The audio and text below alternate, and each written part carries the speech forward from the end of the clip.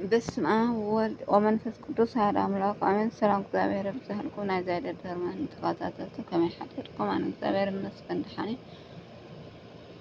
ተባረከን ተቀደሰን ቀዳሚ ይግበረና ቃል ተሕኩን ቀዳመይቲ ቃል ተሕኩን ኣብፅሕና ተባረከ ተቀደሰን ዓንቲ ይግበረና ወዲና ዓለም ኣሜን። ከም ፈቃደ ኣምላክ ሎሚ እውን ክፉእ ሓሳብና ፅቡቅ ሓሳብ ምልዋት ዝብል ሒዘ መፅእ ኣለኹ። ናይ ሓደ ኣቦና መነኮስ ኣቦና እዩ። ዛንታ እየና ሰናይ ምክትታል ኣይፈለኒ ክብራት ኣሕዋተይ ሸር ሳብስክራይብ እናገበርኩም ኣተባብዑኒ ምትብዓኩም ኣይፈለኒ። ሻዕ መወዳእታ ከዓ ክሰምዕዎ ተስፋ ይገብር። ሰናይ ምክትታል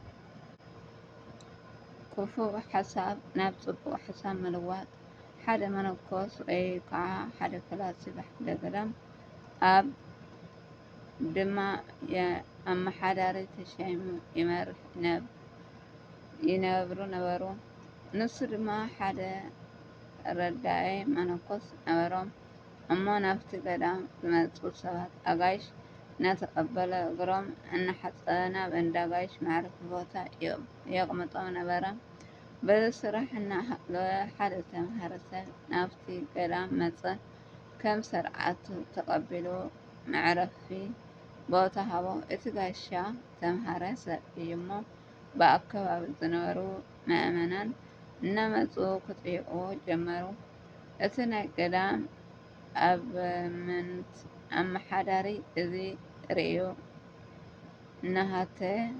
ናተይ ስልጣን ክምንጥለኒ እዩ እዚ ሰብ ዝከውን ኢሉ ቅንዓት ሓደሮ።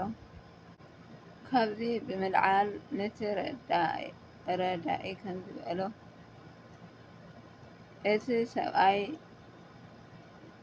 ኣታ ሰብኣይ ይኣክለካ ካብዚ ቦታ ውፃእ ናብ ዓድካ ኪድ በሎ ኢሉካ ነጊሩኒ በሎ እናበለ ንረዳኢ 2,000 3,000 ለኣኾ። እቲ ረዳኢ ግን ዝከበርካ ሰብ ከመይ ሓዲርካ እዚ ቦታ ተስማዕሚዑካ ዶ ዝጎደለ ነገር ዶ ኣሎ ኢሉካ ኢሉ እምንቱ እናበለ ነዚ ጋሻ ይዛረቦ ነበረ። ከምዚ እናበለ ምስ ቀነየ ካብ ዕለታት ሓደ መዓልቲ እቲ ኣበምኔት ተናዲዱ ኮርዩ። ምክንያት እቲ ናይ ዓዲ ሕብረተሰብ ነቲ ጋሻ ክጥይቁ ብዘይምቁራፅ ይመፁ ይሃሙ ስለ ዝነበሩ በቲ ዝተለዓለ ደስ ዘይበሎ እቲ ኣመሓዳሪ ብጣዕሚ ኮረየ። ናብቲ ጋሻ ክከይድ ተልዒሉ መንፈሳዊ ዝኮነ ረዳኢ ቀዲሙ ናብቲ ጋሻ ከደ እሞ ብእምንቲ ንዓካ ክጥይቅ ክርኢ ክመፅእ እዩ እሞ ወፂእካ ተቀበሎ ኢሉ መከሮ። ሻዑ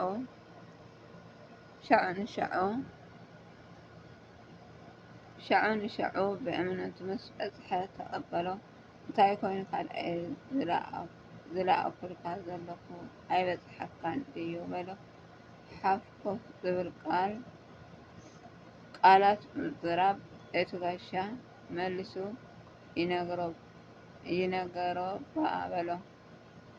ይነግረኒ ባ በሎ ብትሕትና። እንታይ ኢሉ እዩ ዝነግረካ በሎ። ከመይ ኣለካ ከመይ ሓዲርካ ከመይ ውዒልካ እዚ ቦታ ተስማዕሚዑካ ዶ ነቲ ገዳም ፀባይ ለሚድካዮ ዶ ኢሉካ ኢሉ እቲ እምነት ኢሉ ይነግሮ በሎ። ኣይግበአንን እዩ ኢሉ ንረዳኢ ስልጣን ገደፈሉ።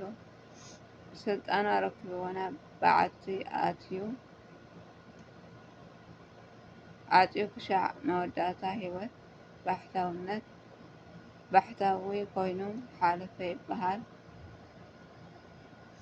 ክፉእ ሓሳብ ናብ ፅቡቅ ምልዋጥ ብሰባት ማእከል ፍቅሪ፣ ሓድነት፣ ምትሕስሳብ፣ ምትዕርራይን ፅቡቅ ዝኮነ ርእይቶ ሃናፂ ዝኮነ ሓሳብ ንሰብ ምሃብ ንርእሱ ንርእሲ ህይወት ሃናጺ ንኻልኦት ዘሃንጽ ሓሳብ ይኸውን ማለት እዩ። ረዳይ ዝነበሮ ብትሕትና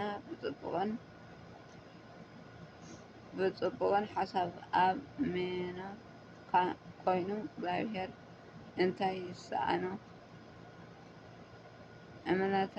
እምነቶም ለኣበውን አሜን። ቃል ህይወት ይስማዓና።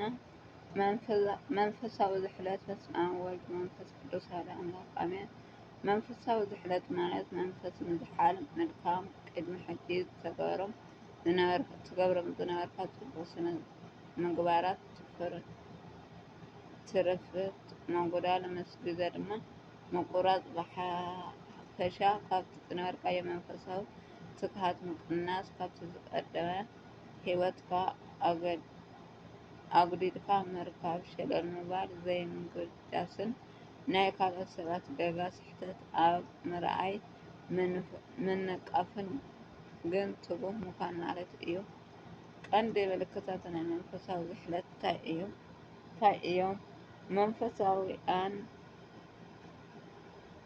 መንፈሳውያን ጸጋታት ሸለል ምባል ትማሊ ቅድሚ ሕጂ ጸልኦ ንምንሳሕ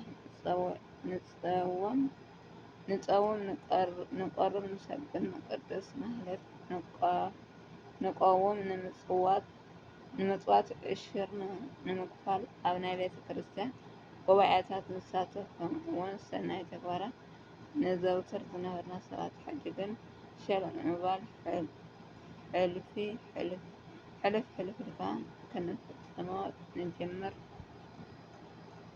ካልኣይ ካብቲ ዝነበርናዮ መንፈሳዊ ህይወት እናደከምና ንከይድ ግብረ መልሲ ክንውስድ እውን ኣይንብገስን ሸልእ ንብሎ ዘይግዱሳት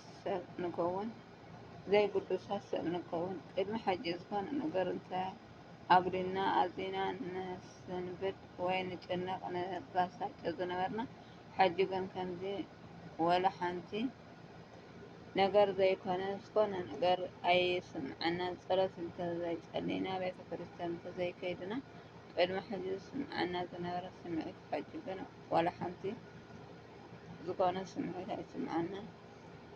ቁጽሪ 3 ቁጽሪ ዘይብሎም ምኽንያታት ነመክኒ እቲ ዝክገብሮም ወይ ክንሰርሖ ዘይከኣለና ትርፋት ሰናይ ተግባራት ጾም፣ ጸሎት፣ ካልኦት ወዘተ ተሪፉ ዝተፈላለየ ምክንያት እናምጻእና ነማካኒ